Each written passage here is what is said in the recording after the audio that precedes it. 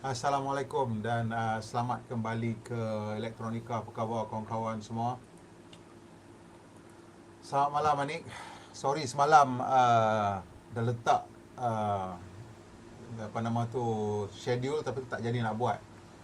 Bulan puasa ni kadang-kadang payah sikit nak kira jadual sebab dah malam tu kadang-kadang kita nak keluar jumpa kawan-kawan sikit ke apa ke. Jadi semalam tu saya pergi jumpa dengan seorang kawan saya. Dah lama tak catch up dengan dia. So lepas telajak masa sampai pukul 11.20 macam tu baru teringat lah. Jadi tak nak buat apa lah. Sorry semalam. So anyway, saya nak cerita sikit tentang saya punya pengalaman lah malam ni, iaitu selama ni saya memang, kalau you tahu lah kan, saya pun memang seorang yang suka kan kepada teknologi kereta elektrik. Tapi selama ni pengalaman saya memandu uji kereta elektrik ni tak ada wall box di rumah. Jadi maksudnya saya kena pergi keluar lah cari charger dan sebagainya untuk mengisi balik bateri. It's not a major inconvenience sebab dekat rumah saya ada satu DC handal punya charger yang tidak memerlukan app. Saya hanya pull up, tap dan dia boleh bagi sampai 120 kilowatt kalau tak ada kereta lain pakai. Dan saya boleh charge kereta dengan agak laju lah. Pada kadar RM1, RM2.50 per kilo, RM1.20 per kilowatt hour. So not cheap, but it was something yang membolehkan saya enjoy kereta elektrik tanpa terlalu banyak susah hati lah, sebab charger dekat dengan rumah. Tapi dah seminggu dah saya ada charger di rumah sendiri, ada wall box, dan memang langsung mengubah pengalaman saya memandu kereta elektrik. Di mana sebelum ni walaupun charger tu dekat, tapi ianya masih lagi memerlukan sedikit perancangan on my part untuk bila dah balik, kadang-kadang kita pergi meronda ke apa, balik itu saya hantar semua orang balik rumah dulu, turunkan barang, dan sebab tu saya kena pergi charge sekejap supaya dah esok pagi bila saya nak bergerak, dan saya tak payah nak kena kalut lah, nak kena pergi cari charger apa sebagainya. So dah malam tu saya still kena spend about half an hour, which is I'm not complaining about that. Sebab apa? Sebab that half an hour tu saya gunakan untuk jawab email, jawab WhatsApp, tengok sikit dia punya berita apa yang ada. It's productive sebenarnya, so it's fine. Tapi of course it means I have to leave the house. Sekarang bila dah ada wall box depan rumah, saya bawa balik kereta elektrik mana pun. Sekarang ni saya duk guna emas 7 kan. Emas 7 tu saya belum lagi pakai EV, tapi kita tengah nak mengusahakan sesuatu lah. Sebenarnya InsyaAllah lah kalau ada rezeki tahun ni lah kita dapatkan satu EV lah kan? So apapun saya kata, pengalaman dia jadi lain langsung. Di mana sekarang dah tak ada langsung sedikit pun alamak balik nak kena charge setengah jam keluar, tak payah. Kalau kata tengah hari pun saya tengok, okey petang kan nak bergerak jauh sikit, mungkin ada nak kena pergi outstation, tak jauh lah, mungkin kita nak pergi Putrajaya ke apa ke, kita nak a bit of extra range. So kita boleh cucuk sekejap, sejam 2 jam dapat 14, sejam 7 kilowatt kan, 2 jam 14 kilowatt, 14 kali 6 dah dapat 100 km tambahan, and that's fine, you know. And while I buat some work, and then the car is charging. So memang walaupun saya sebelum ini dah faham mekanisme dia, tapi bila saya mengalaminya sendiri, dia jadi lain. Dia jadi sampai saya rasa, kalau you dah ada wall box kat rumah dan you beli kereta elektrik dah, saya tak nampak macam mana cara you boleh patah balik. I cannot imagine how anybody can go back to driving a petrol car lepas you dah ada wall box dan menggunakan EV yang ada decent range lah. Dan of course EV ni ada macam-macam price range dan juga ada macam-macam spec range kan. Sekarang ni saya guna wall box yang Proton punya. Yang Proton punya, saya tak tahu siapa manufacturer dia. Bolehlah nanti saya tengokkan spek, kita buat perbandingan spesifikasi lah. Tapi yang Proton bagi ni, pilihan dia saya rasa bagus. Sebab dia satu, I mean for my purposes it's a 7 kilowatt single phase punya.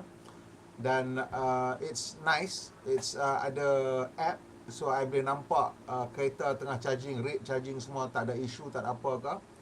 And also saya boleh then control the charging lah. Saya nak stopkan boleh, saya nak adjust dia punya timing pun boleh. Dia boleh letak set pukul berapa charger tu akan trigger. Dekat kereta pun boleh set, tapi saya juga boleh set dekat charger tu pukul berapa saya nak trigger dia punya charging. Sekarang ni tak ada kepentingan lah nak buat benda tu sebab tidak ada peak dengan off peak time. But saya rasa TNB tak lama lagi perkenalkan time of use punya differential pricing. So that is something yang for your home charger, kalau sebab dalam kereta kebanyakan kereta elektrik boleh set charge timing untuk charge. Tapi kalau dekat charger pun you boleh set, dan kiranya you set dekat rumah lah, lebih senang you set kat charger tu. So bila kereta apa pun you bawa balik, you cucuk, dia tunggu masa dan dia start charge kan lah.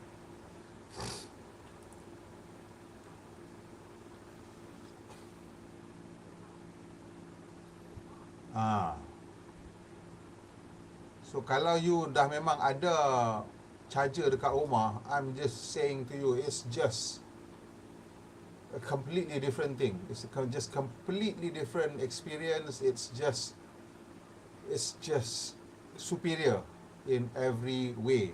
And of course, kalau you pernah dengar saya cerita sebelum ni macam mana kereta elektrik punya ride and handling, ride quality dia especially sekarang sangat bagus, and of course NVH level sangat rendah. So now dah you ada that reality, bila you drive kereta senyap, dia punya throttle response immediate. I mean the Emas 7 yang ada ni bukannya like super fast ke apa ke, tapi enough lah, energetic enough untuk kita feel like we're driving maybe 2.5 or 3.0 punya SUV, family SUV. Bayangkan kalau kata you ada BMW X3 3.0, rasa pergi macam tu, tapi tak ada bunyi, tak ada apa, dia just pergi je. So this is something else yang memang and saya punya total usage untuk, sekejap saya tunjuk Ustaz. So untuk seminggu ni untuk seminggu ni, sebab ada app saya tunjuk Ustaz. Let's see if you guys can see it or not.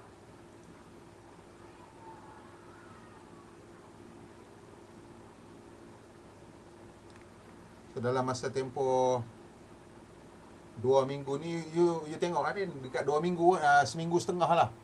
But of course saya masih lagi dalam mode testing lah. So kereta tu bergerak banyak lah.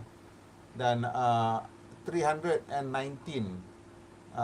kilowatt yang saya dah pakai dalam masa seminggu setengah lah. Seminggu setengah. Dan this amount ni is untuk dua kereta yang saya test, iaitu JEC Ion Y Plus dan Emas 7. And that is very reasonable lah. Kali 6, kalau kita kali 6, 3 kali 6, RM180 lah. RM180 duit minyak dalam masa 2 minggu punya melenjan kereta. I think that is really reasonable. So kalau kita bawa macam biasa, and I think this car is just so much more economical. Confirm that memang tak ada, memang you nanti I rasa lah, kalau you ada kereta petrol pun you macam, alah kalau I bawa kereta tu kena isi minyak kan. So you pun akan rasa okey lah, kita tak nak lah, kita bawa je lah yang elektrik ni, sebab kita boleh just charge kat rumah. So I think kalau kita progress, kita move on nanti, let's say lah untuk kereta pertama elektrik yang kita nak beli, chances are it's not going to be our main car kan. So right now the problem is kereta elektrik yang ada ni, it has to be your second car. Dalam keadaan sekarang, tak ramai orang boleh commit kereta elektrik sebagai their only car. Even yang betul-betul minat pun, selalunya dia orang ada spare car yang bukan elektrik, ataupun that is like their main car untuk long distance travel. So dalam keadaan macam tu, kita tengok sekarang kereta second car kita, kalau bajet kita 100,000, dan okey lah, boleh ada lah, you boleh carilah emas 7 ke, some of the Chinese cars ke, ataupun sebagainya. But kalau you punya bajet second car tu bawah pada let's say 80,000, then you kena tunggu Pro 2 punya hujung tahun ni. Yang tu memang bawah pada 80,000. So this is where you akan nampak nanti you akan ubah cara you drive. Bila you ada kereta tu dan you boleh charge dekat rumah, dan you tengok dia punya energy consumption tu so much lower. So much lower and so much more reasonable. Saya rasa untuk proton emas 7 ni, kalau 345 km punya range tu, for me I can use it for 2 hari setengah. 2 hari setengah, 3 hari. Ni dalam sekarang ni duk excited lagi nak bawa kereta tu lah kan. Tapi kalau kita pakai hari-hari macam biasa, saya rasa 2 hari setengah, 3 hari boleh sangat. Dan kalau you ambil yang long range punya, saya rasa 5 hari sekali, 3 to 4 days up to 5 days you charge sekali, logik dan masuk akal. Because we don't really travel that much in a day. Sekarang ni sebenarnya kalau saya nak kira, saya nak pergi mana sangat pun bulan-bulan puasa ni kan, saya pun kerja on my own, and then kita ulang kali event dekat sini je. So that is something yang I think is going to be the thing lah, you know, bila you ada kereta elektrik dan you ada wall box. Tapi itulah cerita dia, kalau you duduk dekat apartment, susah lah. That is why saya sekarang ni tengah nak campaignkan untuk right to charge. Right to charge ni saya rasa adalah satu campaign yang kena mula sekarang. Dan benda tu dia kena, maksud saya dia kena push benda ni, dan kena ada dah right to charge tu dalam tempoh setahun dua ni. That means that 2026 atau 2027 dah kena ada right to charge tu. Kenapa saya kata kena ada by 2026 atau 2027? Sebab kalau kerajaan serius untuk berganjak ke kereta elektrik, then dia kena fikirkan masalah mass market. Dan masalah mass market ni senang je, dia tak nak ada masalah apa-apa ni kan tak nak lah macam you apa nama tu, kena spend time keluar cari masa, tak, semua tu tak mau dengar cerita. Untuk charging ni sebenarnya saya kira kalau you ada bajet dan kereta yang you rancang nak beli tu boleh pergi sampai 22 kW, obviously you elok pergi 22 kW lah. But I think for most people, kalau rumah you single phase, 7 kW is absolutely fine. 7 kW is absolutely fine. 11 kW ni pada saya a bit of limbo. It's like in no man's land. It's in the DMZ. Nobody wants to be there. I know some cars memang 11 kW, macam Tesla ke apakah 11 kW charging dia. But kalau you nak pasang charger, sebab 11 kW tu pun 3 phase. Tapi kalau you nak pasang charger, you might as well pasang 22 kW. Sebab in the future, we don't know. Chances are the charging capability of the car is only going to go up, it's not going to go down. So kalau you ada budget, pasanglah 22 kW. I don't think there is a chance of the charging rate untuk AC, untuk kebanyakan kereta EV akan turun atau kekal dekat 7 tu. I think dia akan naik. Dia samalah macam kereta sekarang kita tengok, power output always increases, energy efficiency always increase dalam kereta petrol pun kan. So I think kalau you ada budget, it's better that you choose the highest and most capable system yang you boleh. But on the same token, I also don't know whether the prices of those things will go down lah in the future, kan? So it's really you cannot base your decision on things yang you tak tahu in the future. So you might as well, kalau sekarang you ada budget, ambil lah budget yang 22 kW punya. But for me, 7 kW, I'm perfectly fine with 7 kW. It charges overnight. I'm full. It's not something yang is an issue. So that's ni. So yang ini saya tak boleh nak cakap apa lagi, kena tengok dululah data dia macam mana. But so far kalau saya correlate dengan apa yang kereta cakap, perbezaan tu sikit lah. It's like for me negligible lah, and I think it's negligible lah. Maybe one over that 100 something kilowatt tu maybe 1 kilowatt kot Beza. Saya pun tak check betul-betul, tak kira betul-betul, tapi selalunya dia Beza dia sikit lah kan. I think less than 5% confirm lah dia punya variation itu. Tu kalau ada syarat-syarat yang lain tu, dan might as well ambil je the 7 kilowatt aja kan. Kalau wallbox untuk rumah ni baik 7 kilowatt single phase, atas dari tu kena mohon dengan ST dan tak ada subsidi dah. So dan might as well ambil just the 7 kilowatt lah, sebab ada subsidi 2,500 kan, 2,500 on that one. And within that 2,500 selalunya lah saya rasa dah cukup lah dengan apa yang manufacturer bagi, model charger yang dia bagi dengan installation, selalunya within that budget 2,500 yang government bagi subsidi itu. So I think that is something yang I'm perfectly happy with 7 kilowatt. I'm perfectly happy with 7 kilowatt at this point in time. Cuma kalau you ada lebih daripada satu kereta elektrik dan berebut, then maybe you want to have something faster lah kan.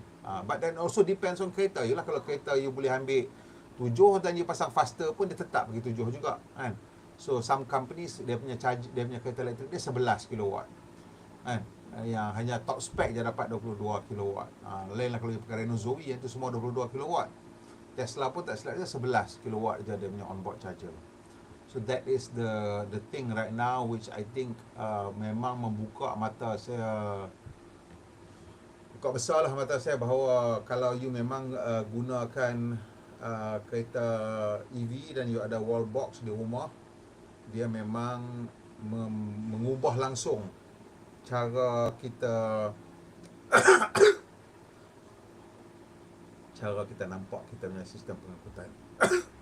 Memang saya rasa susah nak putar balik. So jom kita tengok sikit berita-berita yang ada minggu ni. Ada quite a few things that are happening dalam sehari dua ni. So ni untuk Hyundai, dia nak ada satu brand, Pleos. I don't know what Pleos ni untuk kereta ke, is just software ke apa benda ke. Saya tengok cerita dia, what if mobility has its own software.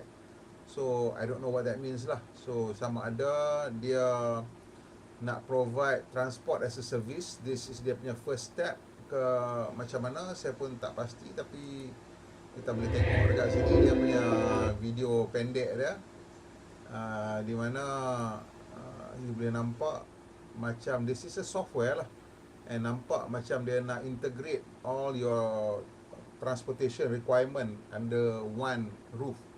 So it could be dia orang punya move towards apa orang panggil transport as a service.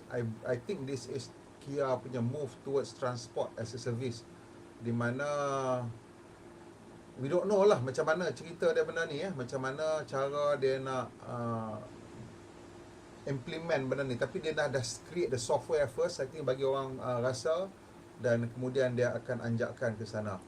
Ni menarik, Xiaomi ni SU7 dia, oh dia dalam masa 119 hari dia deliver 200,000 EV. So that means sehari 1,000. So this is more than 1,000 a day. And now untuk tahun 2025 target dia adalah 350,000, which is something really impressive lah untuk satu jenama baru, untuk satu syarikat yang tak pernah buat kereta, satu syarikat yang buat handphone, yang buat smartphone, tiba-tiba buat kereta, meletup sama macam ini. So this is the thing that bila tiap-tiap kali aku tengok Xiaomi SU7 ni, aku teringat dekat Apple lah. Dia target dia nak buat kereta elektrik, tapi they got cold feet, they couldn't figure out how to do it, I guess, or for whatever aspect of it, and dia kata they cannot figure out. Maybe costing dia, maybe apa ke, kita pun tak tahu. Mungkin dia tak explore Chinese punya manufacturer ke macam mana ke untuk jadi dia punya partner to build the cars. But clearly Xiaomi berjaya menghasilkan satu produk yang kita kata affordable luxury, which is smack betul-betul. Kalau kau bayangkan kereta ni ada logo Apple dan kau boleh percaya, then it is so believable as an Apple product, and it is affordable luxury, it is stupendous performance for really good value for money. This is everything that Apple nak buat. Aku bayangkan Apple nak buat, tapi dia tak buat, dan Xiaomi buat. So this is the story, the success story of the SU7 ni, and it is something yang quite impressive, very impressive. So now ni ada satu lagi benda baru kat sini, crash test. I think it's part of a package lah untuk yang early bird. I think dia bagi for free for early bird, but I'm not sure whether dia terus menerus akan ada benda tu lah. But if I'm not mistaken, the first, saya tahu dia kata the first 6,000 cars kan, or something, first 3,000 cars or whatever, yang dia extend tu kan, so dia akan dapat lah the package wall box tu. Ya, kejap kita sampai jangan lebih. Cerita tu kita nak tengok satu-satu hari ni. So hari ni yang kedua ni, I think this is quite an impressive test yang Link & Co gunakan, iaitu buat kali pertama depa buat crash test untuk third row safety. Jadi third row ni selalunya kalau kita tengok, dia macam anak tiri lah, kat belakang tu dalam tempat tu sempit dan kita pun tak pasti dia punya occupancy protection macam mana. Dan sekarang ni kita ada data sikit di China, mereka kata the third row occupancy memang agak teruk sikit lah, dia kata. According to China's official car crash statistics, the third row passenger death rate reaches 34%, which is 5.7 times the average. Severe injury rates exceed 62%, making third row safety a concern in rear end and side collision. Many families are not worried about passenger safety, especially in 6-seater cars for 2-child households, as the number of multi-child families in China is rising due to cancellation of the one-child policy. So benda ni, bila kita tengok third row ni memang bahaya selalunya kan, dia punya especially bila tengok rear collision. So yang ni mereka buat rear end collision menggunakan kelajuan 100 km sejam. So dia kata the car was hit twice during the test. In the first rear end collision test, the Link & Co 900 was subjected to a 100 km per hour impact compared to the C at China NCAP standard of 80 km per hour. The car took 1.56 times more collision energy than the legal standard. In the second row side crash test, the car survived a 100 km per hour collision from the side lah, and it took 4 times the energy of the C China NCAP national standards at 50 km/h. So benda ni dia menggunakan satu platform baru ataupun dia panggil the Spa Evo architecture. Ni kat bawah ni is the Spa Evo architecture, and apparently it's really strong lah. I think dia gunakan a lot of HPF kat dalam ni untuk menjadikan kereta ni sangat kukuh. So this is a really good development by the Chinese. I think dia orang pun dah mula memikirkan tentang aspek keselamatan, and because they have such volume, and because dia orang punya produk buat masa sekarang mostly is sold in China, so dia orang kena fikirkan jugalah kan keselamatan untuk rakyat Cina yang membeli kereta-kereta mereka. Ni pula Geely punya story ni tentang ADAS lah. So this is interesting story sebab more and more people are looking at the story of driver assistance. Emas 7 is the most popular car right now in Malaysia. The most popular EV right now is Emas 7. They delivered 560 cars, tak silap saya, untuk bulan February. Bulan Mac ni tak pasti lagi. So memang this is now the wave that's taking over the EV market. And bila you dah bawa kereta tu, you akan rasa but of course it's just simply that, macam mana nak cakap,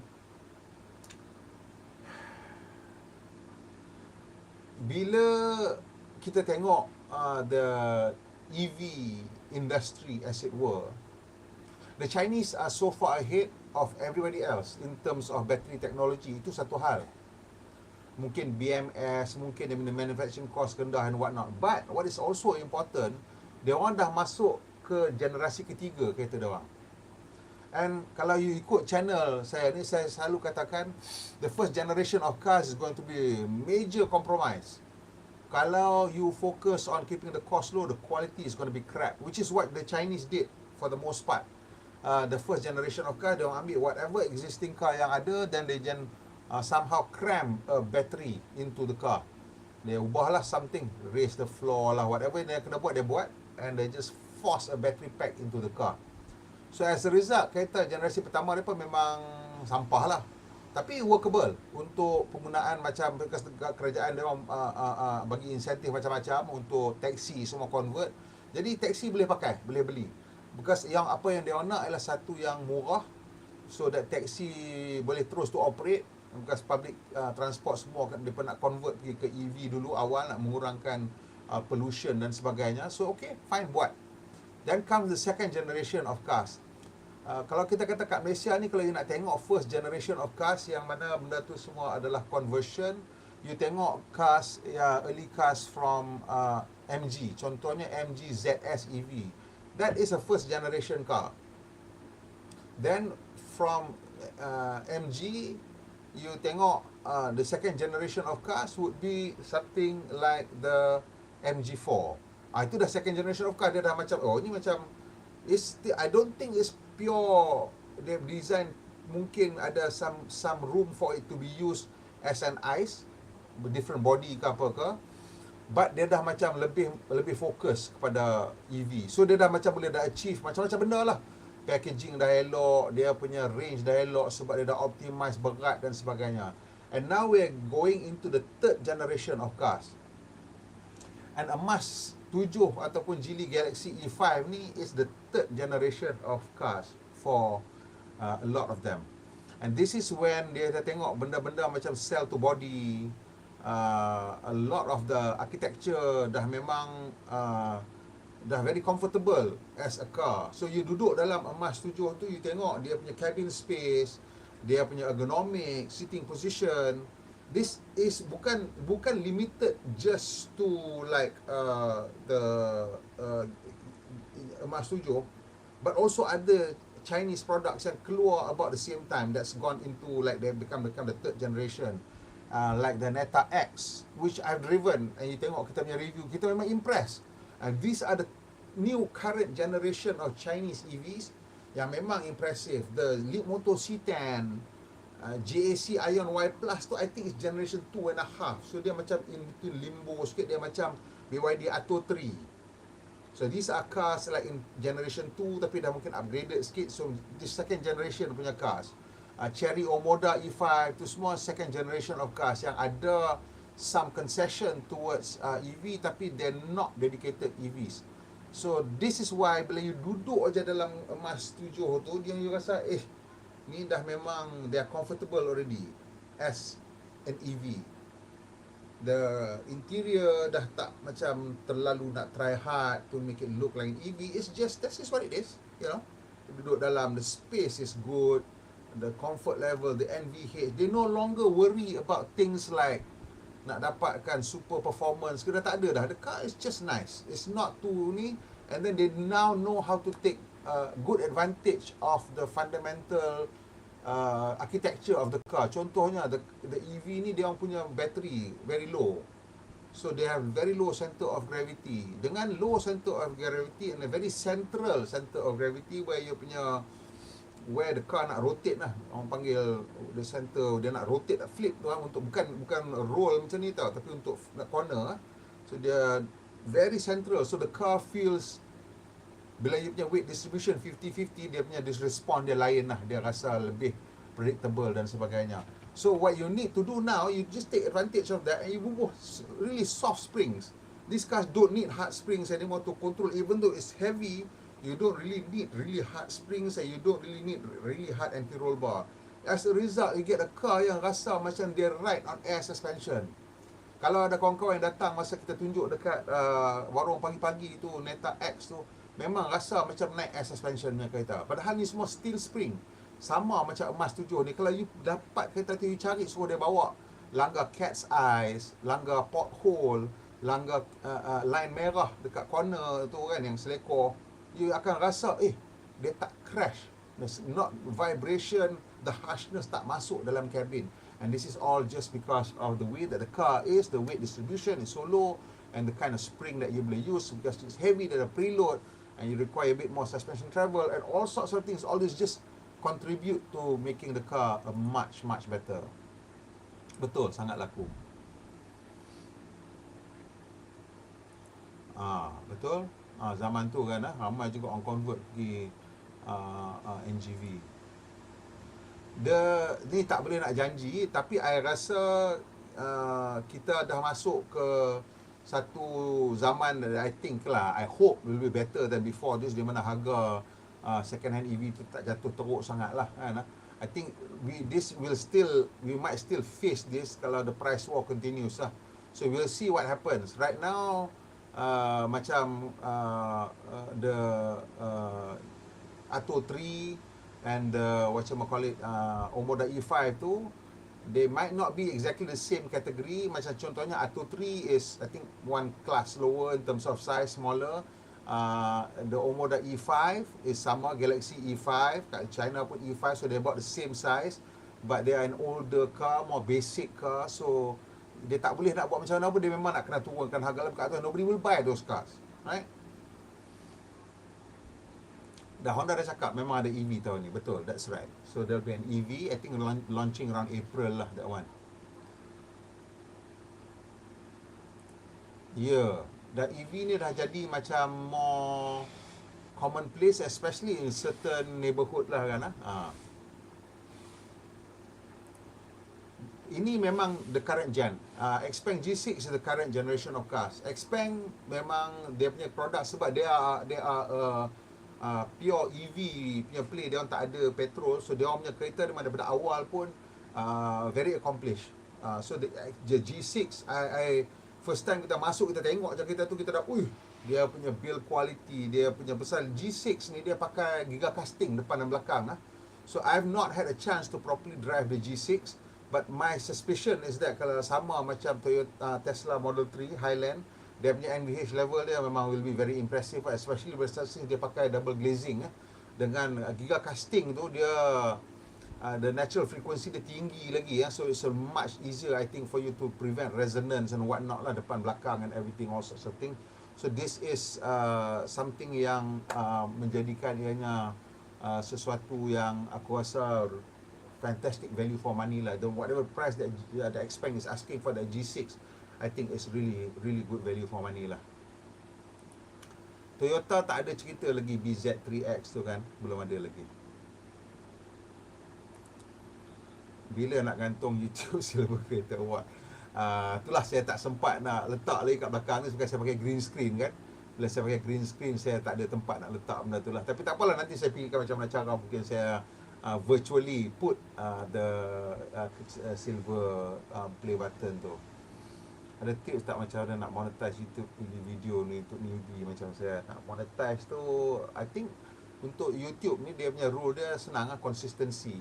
So kalau you serious about it, I think the most successful and fast rising channel, you tengok Electric Viking, but dia produce 3 to 5 videos a day. Kalau you ada that kind of stamina nak buat 3 video sehari, I think you will be able to become an accepted channel dalam industri EV ni.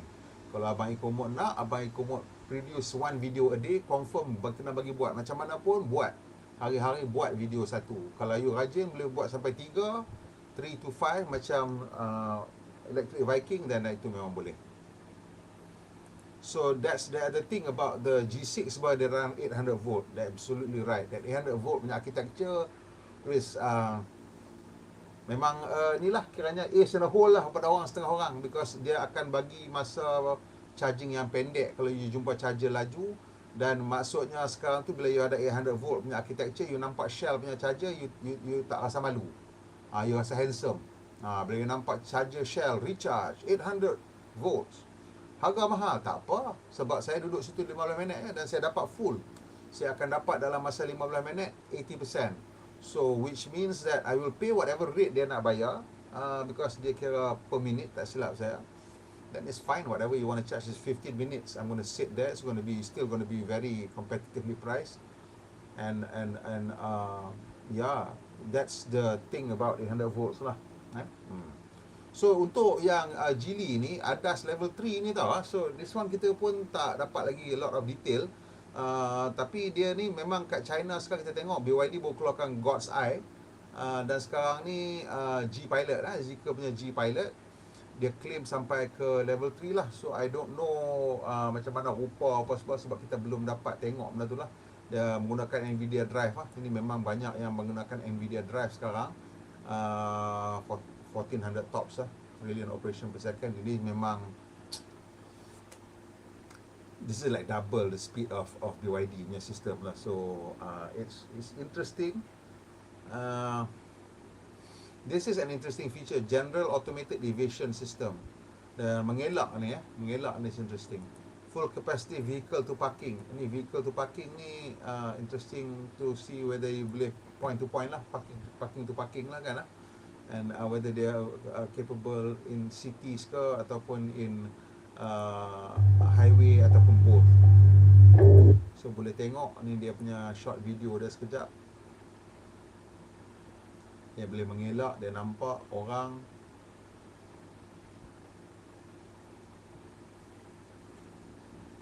And it's I don't know, nampak macam pakai LiDAR lah yang ni. Mungkin ada LiDAR. LiDAR ni walaupun Mas Elon kata mungkin tak payah dan some people kata tak payah, tapi nampak macam mungkin masih lagi setengah gunakan. Mungkin people will optimize macam mana cara nak guna LiDAR tu. So ni ada dia punya avoidance tadi. Kalau tadi tu braking sahaja semata-mata, bila dia nampak obstacle, tapi dia dah ada satu cara untuk avoidance, general avoidance. Dia panggil apa tadi? General GAES tadi tu apa? General Automated Deviation System. So this is interesting. I'm not sure whether this is like betul-betul level 3, tapi dia kata nampak macam capable tu ada lah, capability tu nampak macam ada, macam something yang dia boleh lakukan. Dan this is an interesting move by the Chinese car makers, dan also akan trump Tesla punya promises lah. This is a big story yang ini sebenarnya. Aku rasa this is the, kalau Atto 3 tu bukan emas 7 punya direct competitor, ini dah keluar dah. This is the Sea Lion 5, the Sea Lion 05. Ini smack betul-betul in the cross eye dia ialah Geely Galaxy E5 Proton emas 7. So this is something yang dah datang dengan the latest ADAS, di pilot apa tu, di auto apa namanya apa, God's Eye tu kan, smart driving system tu. Dan kalau kita tengok, this car will have similar wheelbase 27 macam the emas 7. And you will see, I think dia punya weight pun nampak 170, 1670 lebih kurang. Top speed 180 sama. Motor 140, 160 lebih kurang. You tengok battery pun 50 and 60 lebih kurang. 430 and 520 ni NEDC kot saya rasa, which is similar to the Galaxy E5. So belakang dia pun tengok typical lah BYD, dia punya lampu tu, fashion BYD tu, nampak identity dia. It's quite a good looking car. Depan ada front trunk yang quite besar. So this one yang Proton nak kena fikirkan ni. Dia orang tengah nak fikir macam mana nak buat front trunk ni. Sebab benda tu boleh design aftermarket punya accessories lah. So it's really up to Proton nak percepatkan benda ni lah, macam mana dia nak buat front trunk. Front trunk tu some people tak nampak dia punya use practicality, but saya nampak practicality dia lah. So this is big news. Kalau ni masuk and dia duduk betul-betul dekat P1 punya price point, then there will be a real battle lah dekat sini. Ni satu yang agak besar juga berita ni. Yang ini 20% lower cost ni besar dah. And kalau you tengok Monroe Live punya interview dengan Lars and Franz von Holzhausen, dia akan cerita that they are achieving 20% lower cost. Not sure the details of macam mana they achieve 20% lower cost, but Lars also mentioned that their takt time dekat Shanghai is now below 40 seconds, 36 seconds if I'm not mistaken. So which means that every 36 seconds satu kereta keluar, which is, I don't know macam nak cerita lah, sebab Toyota 1 minute. Toyota punya kilang paling laju 1 minute takt time. Dan itu Tesla turun above 1 minute, below 1 minute, 50 something second, kemudian turun 40 something second, and now they at 30 something seconds untuk kereta keluar. Dia ada dua line, but they're shooting out cars lah every 36 seconds. So they've got some really crazy shit happening in their factory. We don't know what it is, but they are really churning it out lah. They've got some margins to play with right now. Kalau 20% margin, that means they can start throwing prices. Now, can you just imagine if the Model Y prices go down another 10%, another 20%, if they need to. Right now they're at about 180,000. You throw 10%, that becomes, 172 and 162.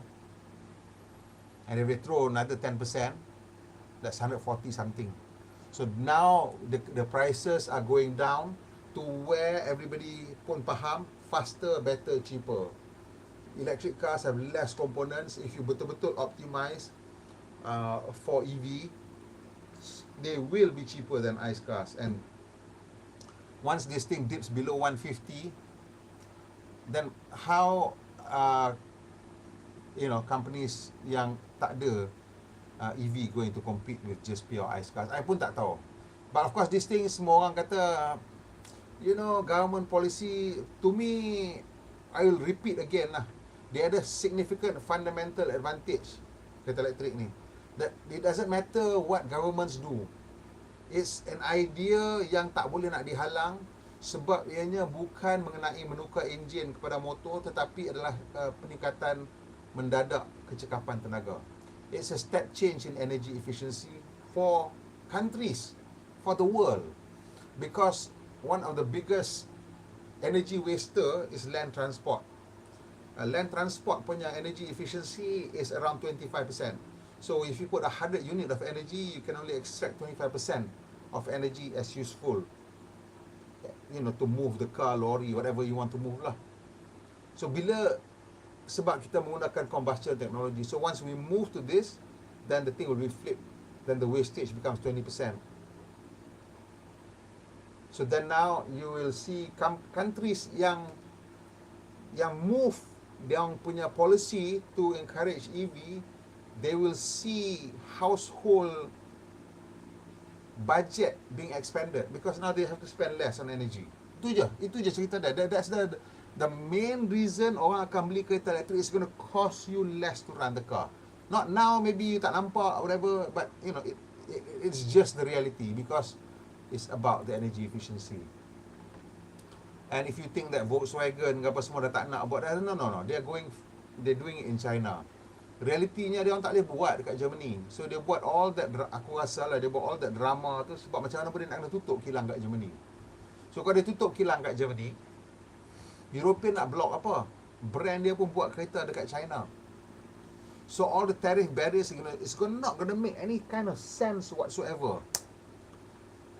Kalau a country wants to move ahead in terms of their energy efficiency, they have to commit to EV. And if they cannot industrialize EV, then they have to make a very difficult decision about their own local industry. Because, I'm going to say it again lah, this is about a step change in energy efficiency. So for countries, I'll show you again this, this is very important. Lawrence Livermore Sankey ni, you kena tengok ni lah. This is just so important. So bila you tengok this thing, you nampak tak transportation masuk 28 dapat 5 aja. Mak 5 kali berapa dapat 28? 5 kali 5 lebih. So this is under 20% tau. So it means all 80% lebih wasted. Basically, like I said just now lah, kalau you rely on ICE, the whole country is just wasting energy. So when other countries move towards a more energy efficient mode of transportation and you tak, you akan kena tinggal. And when we say efficiency, you kena dengar apa tau? Bila perkataan efficiency tu datang je, you kena dengar apa tau? Savings. Bila dengar kena kecekapan je, you kena dengar jimat. Itu je. Kefahaman dia macam tu. Zika ni 7X ni dia size macam emas 7 lah. Dia C segment macam tu lah. Mungkin B plus C. Dekat lah dengan tu C segment. And bila dia nak masuk, saya rasa macam you kata lah, mungkin tak lama sangat kot nah. Sebab sekarang ni saya tengok Zeekr 009 tu dah memang popular. Zeekr X tu I think pricing dia lah, kalau dia orang boleh turunkan pricing, that could be much more interesting. But Zeekr 7X tu memang that's a really nice family product. Kalau I'm not sure what dia orang punya brand positioning is, because Zeekr ni kadang-kadang kita tengok dia macam tak begitu clear, dan because the zero, to me lah, this is my opinion, 009 tu memang very premium product, right? Sebab dia, yalah, it's a premium MPV. But Zeekr 7X, while the features are premium, the design looks more family oriented. So in terms of the image, it's more like a family product.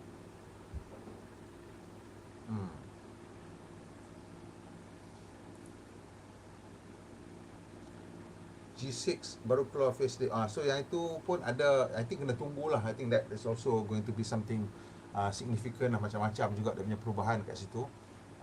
I've driven the G6 daripada Kota Baru, and it is an impressive car. NVH level, build quality, the ADAS is good. I think it's quite a good product lah.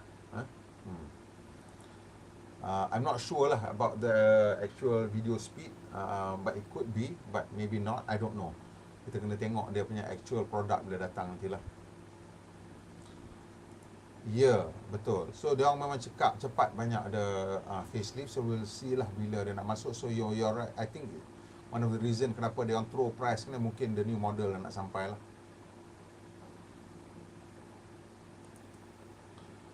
Polestar, Zeekr, Lotus sekarang ni burning money. So memang this is memang the China punya approach. So they will create all sorts of different brands, dia akan consolidate. So in terms of dia punya technology, the Geely Group ada premium punya technology, premium punya platforms, and then they have the more mass market punya platforms. And for Proton, because they're not fully in control of Proton, they are minority holding dekat dalam Proton at 49.9. So I think dia yang punya decision on Proton tu will be based on what the local market can support lah. Sebab kita Proton ni, they're not park under Geely Holdings kot. Dia under Geely Auto, tak silap saya macam mana ke dia terbalik dah pergi ke Geely Holdings. Saya pun tak ingat macam mana dia punya pecahan dia tu. But whatever it is, dia orang dengan dia punya dealing dengan Geely tu, saya rasa is more like client punya arrangement. So therefore, if Proton can pay for it, they will give it lah, tak ada masalah.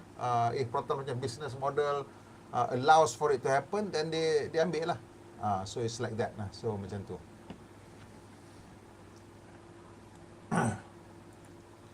Yes, in terms of ni lah,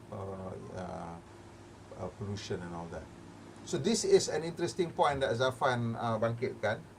I think Stellantis ni dia ada a bit of an ambition, but tak tahulah sebab dia punya former boss itu dah kena buang. Yang itu was very ambitious, but now we don't know what the planning is for Southeast Asia lah. But they do have a factory. Yang dah beli factory Naza di Gurun. So they now have a manufacturing facility in Southeast Asia. And harap-harap lah, masa hari tu Clips dia dah tunjuk kan, Peugeot punya EV. Whether dia nak bawa masuk ke tidak, tak begitu jelas. Tapi the lead motor is doing fairly decent. I think that so about 50 cars last month. Sekejap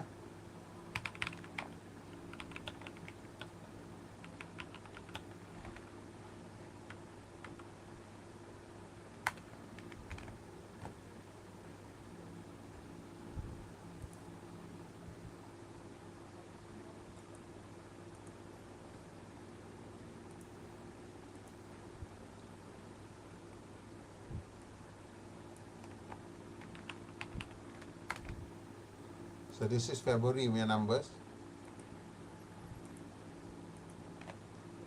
Big motor C10 lah, 13 unit. Yeah, not great, but you know, it's okay lah kot lah, I guess it's okay.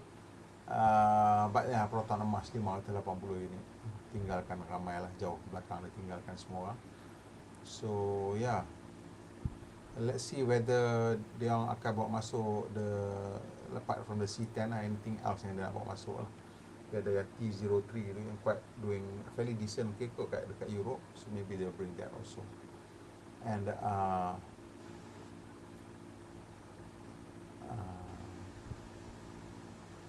ni cerita Neo dengan CATL, dia akan merge dia orang punya battery swapping network, and that would make it unassailable lah for now.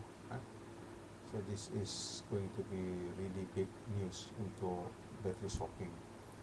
Tapi this is the story lah. Ni yang baru ni ialah 1000 kilowatt megawatt charging. Benda-benda macam ni yang buat orang susah hati ni sebenarnya. This is a sort of stories yang buatkan orang susah hati. Susah hati macam mana? Kereta aku boleh charge 120 kilowatt. Ni mangkuk ayun keluar kereta boleh charge 1 megawatt. You know, dia jadi macam tapi kita macam ni lah cerita macam handphone. Kalau hang tahu banyak sangat tentang what's coming up, dia jadi pening juga. Oh, tak boleh nak beli. Dia jadi kaget sebab terlalu banyak maklumat.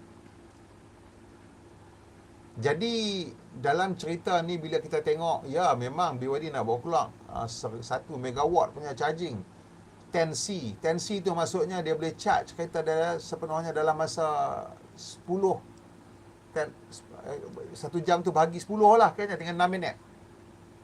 Kalau 6C 60 bagi 6 lah, 10 minit. Yang ni 10C, so 60 bagi 10, tinggal 6 minit dia boleh charge. So ini dah masuk masa yang sama macam you nak isi minyak kereta. So bila kadang-kadang kita sembang tentang kereta elektrik ni, kita kata, what would be the range that people will settle down on? You look at, battery capacity, you're looking at range, jelajah tu. What is going to be the spec, the base spec? Right now, base spec yang people expect untuk kereta elektrik around 500 kilometers. Itu expectation orang lah ni yang tak mau beli kereta elektrik ni. Tapi sebenarnya kereta elektrik sekarang 300 plus to 500 kilometers range. Ada yang 700 kilometers pun ada, 6 to 700 kilometers range pun ada. But that's on the upper end. So kita tengok range yang tengah-tengah, pertengahan, around 4 to 500 kilometers. That's yang sekarang orang boleh terima. But where is that going to go? Aku rasa benda ni dia akan settle down somewhere around 1000 to 1500 kilometers in the medium term. Especially kalau solid state battery comes into play and they can commercialize that quickly and make that the industry standard, then the range will be between 1000 to 1500 for normal models. And charging speed of 10C, I think, will be as fast as you need it to be lah, as it were, without requiring excessive investment in terms of infrastructure, because you have to match the timing or the time required to fill up a petrol car. So 6 minutes is good, but if let's say you can get 15C, right now we're looking at 10C, they might go to 12C after this, meaning that it'll take 5 minutes. Maybe they'll go up to 15C, maybe they'll go up to 20C. You don't know how fast they can do this. So that's where we're looking at, how fast can you charge these batteries. It will all depend on how they can tweak the formulation and how they can still maintain the long life. I think you can charge batteries really quickly, tapi mungkin the heat causes a lot of damage that you tak boleh nak make the battery commercially viable. So as we move, I think the megawatt charging ni will be just reality. Kalau kita tengok komputer kita, saya punya komputer last saya beli desktop, saya punya solid state drive was 250 gig. And that's like, kiranya pada masa tu okey lah kan, pasal 1 tera tu mahal. Now 1 tera punya solid state hard disk 300 lebih.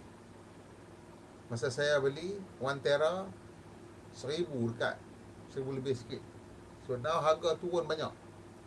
So sama juga benda-benda ni semua, kita tunggu je lah dan tengok. So in that sense, kalau anybody here is looking for stability in the EV market, aku rasa that's a fool's errand. There cannot be any stability in the EV market in the next 5 years, because technology has not settled down.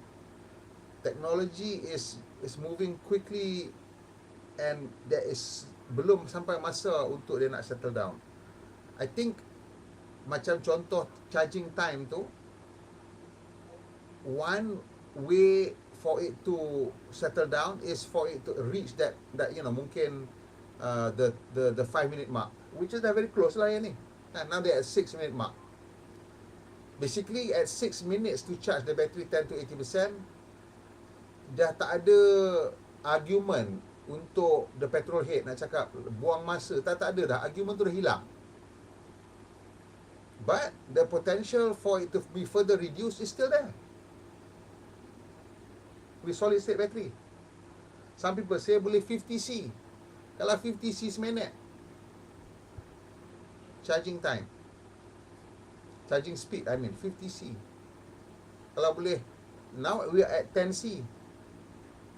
If it goes to 20C, 33 minit charging time. Right?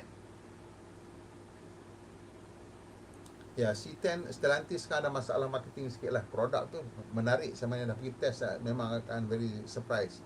Tapi marketing dia kurang sikit lah. I think it's not going to be about countries ke apa kata. It's just going to be about what is available technically. I think 1,000 kilometer battery will be within 5 to 10 years. That's going to be something yang common, especially if and when they get solid state batteries going. Right now with LFP susah nak dapat. With ternary you can usaha 700 kilos. Now the new Mercedes CLA tu katanya 700 kilo WLTP, not NEDC, WLTP 700 kilo. 700 kilo WLTP, then you boleh duduk at highway speed and get 700 kilo WLTP, which means kat Malaysia kan, harga kita tak tahu apa. Yang tu pakai ternary battery lah. Untuk pakai LFP, you're not gonna get around 500, maybe 5 to 500 plus kilometers of range.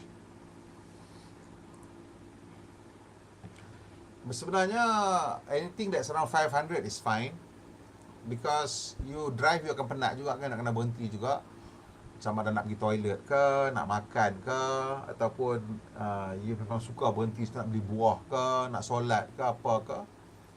So akan jadi macam tu lah kan. Chinese ni aku rasa dia punya travel jauh dia bila balik cuti raya lah, raya Cina dia balik kampung kan. Yang itulah, kat situ lah cerita dia. Cuma pelik sikit dia kat sana sebab the train system is so good. So maybe the congestion level atas highway, because they all run together, the government build a very extensive high speed rail system. So that's why kita dah tak banyak sangat dengar mungkin cerita-cerita tentang jam kat highway dia. And also demand for petrol is menurun, because possibly two-prong lah. You dah ada EV banyak, dan you juga ada high speed train system yang bagus. So in terms of the EV punya requirement tu pun susah juga nak teka, but of course China is a bigger country, so yes, bigger range should be more acceptable lah kan.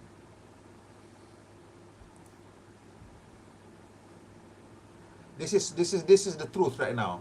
This is why kalau you nak beli EV, that's why I cakap semua orang yang tanya kat dalam channel ni, saya kata EV market ni untuk mass market 2029 2030 sebab teknologi tu belum stabilize. Kita cakap price, bukan price tu satu hal, teknologi belum stabilize. Kalau kata price tu stabilize pun teknologi tu keeps getting better terlalu cepat. Orang pun susah hati juga nak beli kan. Tapi at least bila price sudah turun masuk affordable, lebih ramai lah yang berani nak venture. Especially bila the cost benefit becomes so huge that dia tak boleh nak sorok dah benda tu.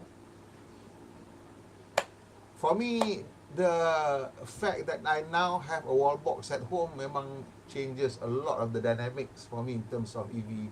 Walaupun saya sudah pun converted dah sebelum ni, saya dah in my mind ada memang dah tak boleh nampak dah the future being ice. But now I nampak, oh, okay, then you definitely have to push for right to charge. You definitely have to push for right to charge. Bila you ada right to charge, then benda ni dia become range and all those other issues of cost, they just then becomes, wow, a real advantage. Liquid battery. This is what I'm saying to you. Untuk megawatt charging ni, I think dia will require a different way of thinking lah. Because megawatt charging ni is really untuk long distance travel lah. It's not something that you will need every day. It's something that you need when you do long distance travel. So maybe on the highway, all petrol station will be megawatt charging. So when it's not on the highway, you don't need megawatt charging. Maybe 250 kilowatt is enough in the city, 15 minit. And those chargers, maybe they will sit dekat tempat yang ada activities yang you boleh buat lah. Contohnya you ada kedai convenience store kat situ, ada grocery shop, ada laundry, ada apa ke, then you boleh that 15 minutes does not become like a waste of time because you ada all sorts of other things yang you boleh buat dekat tempat charging tu. I think the infra and the way that our cities look will be changed lah with more and more EVs coming in. Cuma the picture is not clear yet, how it will look like. I think that's the thing lah yang kita kena tengok. But so many new developments yang menunjukkan kata ni lah, but megawatt charging memang I think the infra will have an issue. Tak tahu mahal mana you nak provide megawatt charger. Megawatt charger tu berapa cost dia, I pun tak tahu. But right now, kalau kita kata 1 kilowatt of DC charging, the cost is RM1,000. And then that means a megawatt charger harga dia 1 juta. That's might be a little bit too expensive for now. Right? I don't know how it's going to go down lah pricing tu kan, sebab yalah benda-benda ni semua susah nak cakap. With technology electronic industry ni, dia punya pricing dia can go like really fast. But when you're talking about high energy punya equipment, then could be it's there's certain things that you tak boleh nak elak lah in terms of dia punya cost, as in dia punya inverter, rectifier, semua tu will require some heavy cooling, some heavy insulation, will require a lot of copper, metals to go into there to make it work and all that, and the electronics could be has to be a lot more robust. Macam mana kita pun, I'm not an electronics guy, but you're right, mungkin it will sit dekat depo. Tapi kalau kita tengok apa yang BYD buka ni, dia kereta. So I don't know macam mana lah cerita dah kan, yang BYD tunjuk tu kereta. But you're right, for now nampak macam megawatt charger tu untuk commercial vehicle lah. If somebody can crack the price for megawatt charger, then more transport companies will be able to run this thing. And also other kind of solutions lah, pantograph, pakai catenary punya pickup untuk charging at end of line at terminal station. At terminal station could be they just for 15 minutes bus tu tolak naik dia punya catenary and pull down charging while dia tunggu 15 minit nak turn around untuk dia punya return route. So that's something yang, you know, macam-macam benda lah that is being explored yang kita pun tak tahu nak cakap ke mana dia nak pergi. Okay, I think sampai situ je kita malam ni. Dah pukul 12.30 dekat dah. uh, as always, terima kasih you duduk melayan saya hari ni. And they are just, I think this new year, awal tu hari dah senyap sikit, tapi I think there's a new stride that's coming in yang kita nak kena perhatikan. And it just feels like more things are going to happen this year, especially coming out of China, and dia punya collaboration dengan Western car companies, I think can only increase. Sebab I think all countries kena tengok, look at the reality of EV ni apa dia sebenarnya. Kalau you just nampak benda tu as an automotive thing, then okay lah, you nampak that as an automotive thing, but to me this is it lah. This is the thing. It's about a step change in energy efficiency, and if countries nampak they can save this money here, and when you save here, this one also the wastage will go down, because kat sini depending on how you're generating your power, it can go as high as 60% dia punya energy efficiency. But ceritanya dekat sini, because waktu malam kita tak pakai, benda tu goes to waste, because grid tak ada storage. So bila ada EV, dia boleh absorb all the wasted energy at night, and this will become smaller, and this of course will flip lah, from 80% wasted, 20% energy services, dia akan terbalik. So all this will go up. So if this one is at 61, this might go down to 40, and this from 30 plus could go to nearly 60. If you just can flip these two, the grey and the dark grey, then countries will save billions and billions every year, and it just doesn't make sense kalau you don't do it as a country.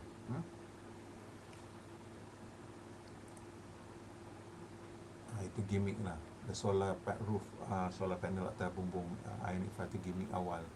Gimmick awal tu, I don't think it is something yang people are considering it seriously anymore. Okay, thank you very much guys kerana duduk melayan saya. Apapun, kalau boleh macam biasa, tolong tekan butang like, kongsi dengan kawan-kawan. Dan kalau yang mana tak my channel kita, hari ni kita ada release video.